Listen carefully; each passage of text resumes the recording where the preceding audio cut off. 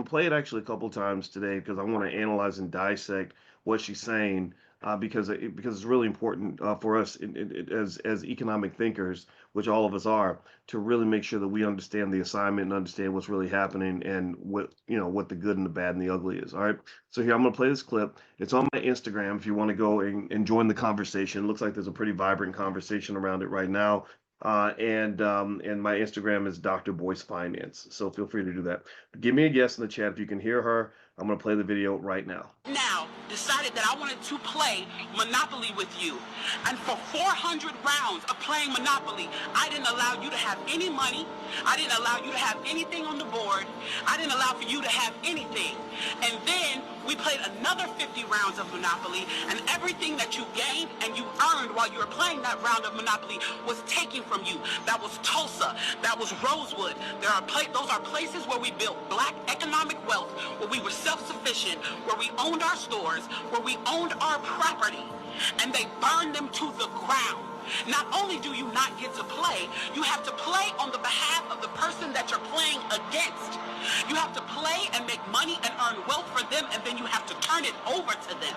So then for 50 years, you finally get a little bit and you're allowed to play, and every time that they don't like the way that you're playing, or that you're catching up, or that you're doing something to be self-sufficient, they burn your game. They burn your cards. They burn your Monopoly money. And then, finally, at the release and the onset of that, they allow you to play and they say, okay, now you catch up. Now, at this point, the only way you're going to catch up in the game is if the person shares the wealth, correct? But what if every time you share the wealth, then there's psychological warfare against you to say, oh, you're an equal opportunity hire? How can you win? You can't win. I, right now, decided that I wanted to... Hey, give me a quick yes if everybody heard this video. I've actually heard it, and every time when I hear it, I get pumped up because she asked that question that got me triggered a little bit. My wife is going to come in for a few minutes, and she's a therapist and a trauma expert, and so she says traumatized people like me, we get triggered easy. I saw at the end she said "How can we win?" I said, finance professor, I know how we can win. I know what we can do. Can I answer? Can I answer? Or is no one going to listen because I'm not a rapper or I'm not, sort of swimming in victimhood? I'm not saying she's doing that at all. I'm not saying that about her comment. I'm saying, like, think about this. You got to start off by just saying, like, are we listening to the experts? Are we truly listening? Not just me. I'm not talking about me. I'm talking, there's so many other people that are so qualified to talk about this. Who is Dr. Julian Malveaux has a whole PhD in economics from MIT.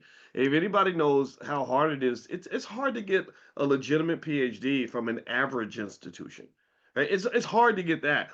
MIT is a whole nother level of insanity in terms of the amount of pressure that you are under. It's like being an NBA All-Star in economics, right? So here's the funny thing, right? I remember when the Obama administration would try to solve the black economic problem with more jobs, which is a terrible solution. Right? You need wealth. You don't need jobs. Black jobs are not the same as black wealth. You do understand that, right? Answer me in the chat. Let me know. That's your assignment. Do you understand black jobs and black wealth are not the same thing? Do we understand this? This is important. This is economics 101, right? But when they would try to solve that problem, they would have these meetings, right? And they would invite Al Sharpton over and over and over again. And I said, I don't understand that. I said, Al Sharpton has never taken a class in economics in his life.